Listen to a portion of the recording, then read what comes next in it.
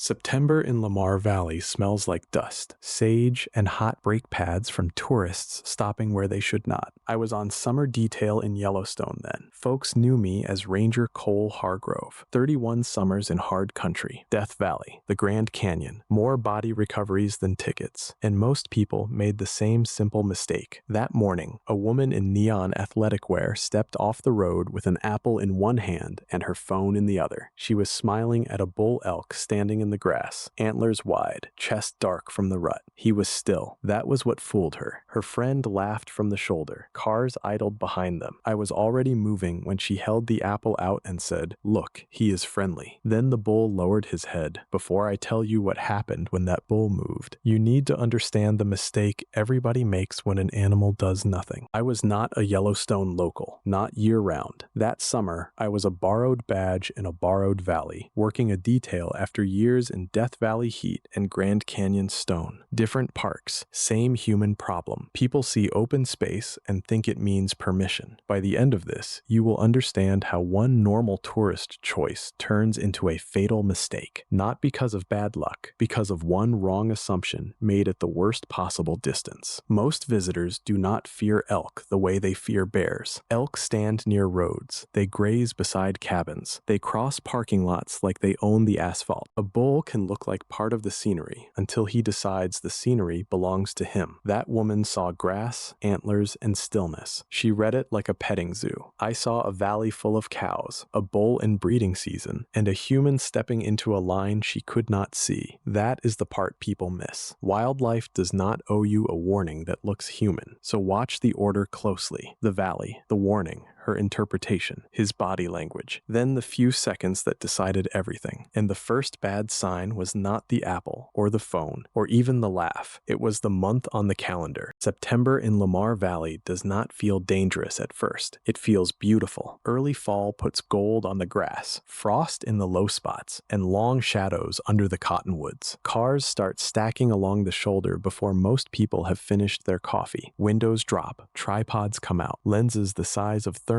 bottles point into the open meadow. From the road, it looks like a theater. People lean on bumpers. They whisper. They point. They treat the valley like the animals have stepped onto a stage for them. But September changes the rules. This is the rut. Plainly, it is breeding season. Bull elk are not just wandering around looking impressive. They are competing for cows, guarding them, testing rivals, and listening for challenges. That scream people call a bugle is not background music. It is a broadcast. It says, "I am here. These cows are mine. Come closer if you want to fight." And the fight does not have to come from another elk. That is the part tourists almost never understand. A bull in the rut is not simply bigger, louder, or more photogenic than he was in July. He is under territorial pressure. His body is flooded with breeding aggression. His job, as far as his instincts are concerned, is to hold space and remove threats. So when a person sees a beautiful animal standing in open grass, the bull is reading something else. Distance, movement, intrusion. A few steps toward him can mean pressure. A raised arm can mean challenge. A crowd forming behind a cow can mean the herd is being squeezed. Humans think they are approaching carefully because they are smiling, moving slowly, and holding out food. The elk does not care about the smile. Stillness is not permission. Sometimes it is calculation. Sometimes the animal is deciding whether the thing in front of him is worth driving off. That morning, the bull had cows nearby, cars behind him, and strangers closing the gap from the shoulder. That is why my warning to her was not a suggestion, but she heard it like I was spoiling her vacation. She had already crossed the invisible line most visitors pretend they cannot see. Not a fence, not a gate, just distance. Cole saw her step away from the cluster of people near the pullout, dressed in bright athletic clothes that made her impossible to miss against the muted grass. One hand held her phone high, camera pointed back at her face. The other hand held an apple. She was not sneaking. That was the problem. She was performing. The bull stood ahead of her with his head low and his antlers wide,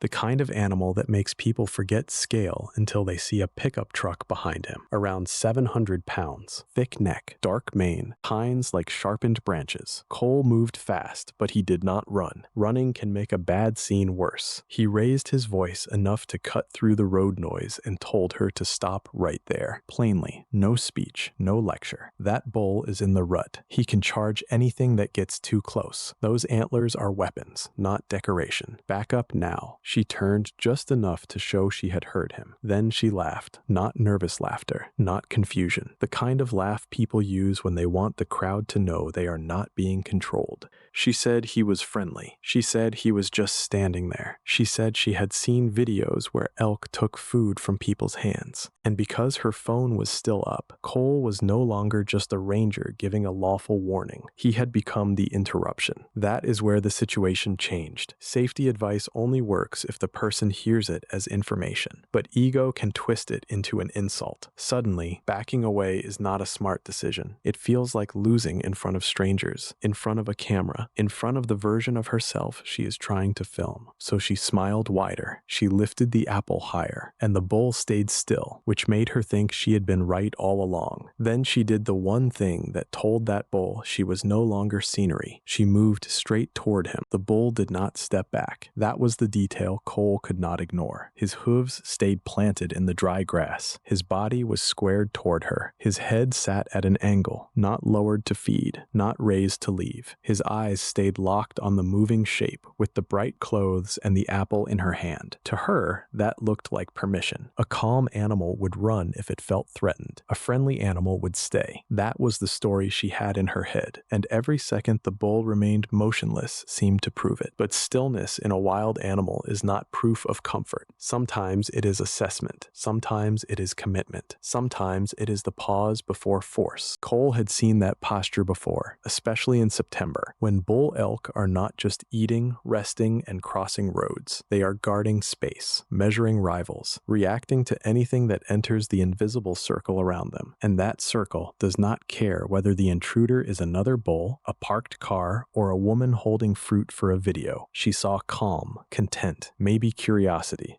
Cole saw a rutting bull calculating distance. The apple made it worse, not because the bull understood the gesture the way a person would, but because the woman had turned herself into a direct approach, arm extended, eyes forward, body closing the gap. In animal language, that is pressure. The bull did not need to snort. He did not need to stomp. He did not need to give her the kind of warning a human audience would recognize. That is the lie people tell themselves near wildlife. They expect danger to announce itself in a way that feels fair. A growl, a charge from far away, a final chance to laugh it off and step back. But animals do not owe humans a warning that looks human. Sometimes the warning is the silence, the frozen shoulders, the locked stare, the fact that the animal has stopped doing everything except watching you. Cole kept moving, closing from the side, trying to pull her attention away without pulling the bull's attention onto him. But she was already smiling into the screen, narrating her own version of the moment. By the time she turned the phone so both of them fit in the frame, the bull had already made his decision. Her arm was still out when the bull moved. Not a slow step, not a curious lean toward the apple. His head dropped, his shoulders came forward, and the space between them disappeared in a burst that did not look possible from something that had been standing still 1 second earlier. That is what people miss about an animal that size. The danger is not just the antlers, it is the acceleration. Hundreds of pounds of muscle can go from frozen to full commitment before a person has finished understanding that the moment has changed. She was still talking into the phone. The tone in her voice had not caught up yet. The scene in her head was still harmless. A funny clip, a close encounter, proof that she had gotten nearer than everyone else was brave enough to get. Then the bull drove into her. Cole shouted at almost the same instant he started running, but his voice arrived too late to matter. He had seen the decision before she felt it, and even that was not enough. There was no time for a clean warning, no time for her to turn and create distance, no time for the human body to solve the problem it had created. The impact knocked the phone out of the story. For a second, the camera caught pieces instead of meaning. Blue sky, brown grass, a flash of movement, the sound of people yelling from too far away. The thin, useless audio of a video still recording after the person holding it was no longer in control.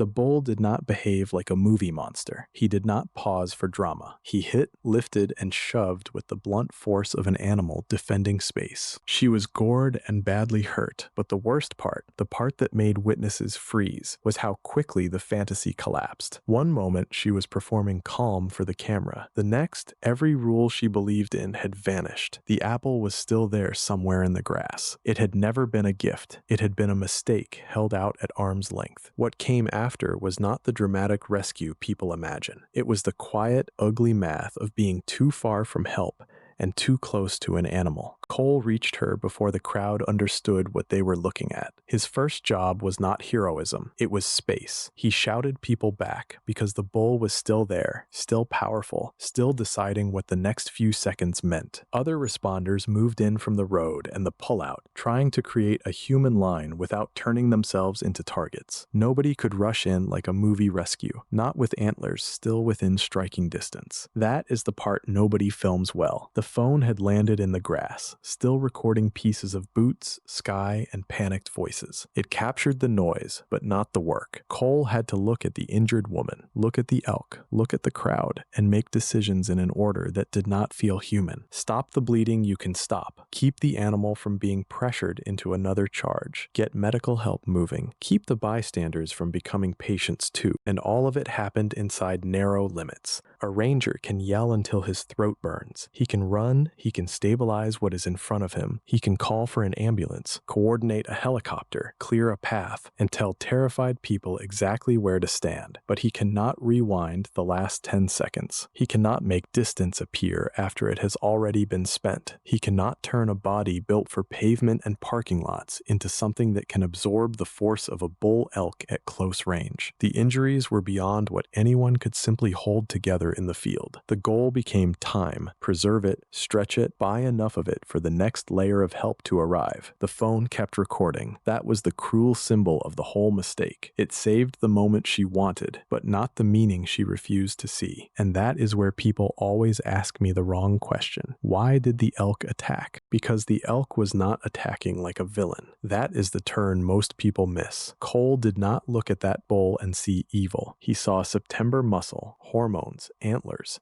and a boundary that had been crossed. A rutting bull elk does not need to hate you to hurt you. It only needs you close enough. The dangerous word was friendly. People use it when a bison keeps grazing beside a road. They use it when a bear pauses near a trail. They use it when an elk stands still in a pullout while cameras rise around it. Stillness becomes permission. Tolerance becomes trust. A wild animal becomes a character in somebody's vacation story. But animals are not translating themselves into human manners. That bull was not posing. It was not grateful for an apple. It was not calmly agreeing to a little moment for the camera. It was measuring distance, pressure, and threat in a language older than roads. That is the irony. She thought standing still meant tame. Standing still was exactly what that bull did before committing. So if you remember nothing else from her apple, remember the distance. Because the calm was never calm. It was stillness under pressure, the kind a bull elk uses when it is deciding whether the thing in front of it will move, back off, or need to be moved. No smile, no thanks, no final polite warning that a person would recognize. That was the open loop. The elk looked safe because the humans were reading the wrong language. They saw a quiet animal and imagined permission. Cole saw the truth underneath it, a rutting bull with antlers, weight, speed, and no reason to forgive a hand reaching into its space. Distance is not cowardice. It is not disrespect. It is not a ruined photo. It is the price of walking out alive. So here is the one rule to carry into every national park. Stay the posted legal distance from wildlife. Use Zoom. Leave the food in the car or in your pack, not in your hand, not for a better shot, not for one quick moment. Nature does not accept apologies after the boundary is crossed. If you have ever seen someone ignore wildlife distance rules in a park, tell me in the comments what happened next. And as always, thank you for watching.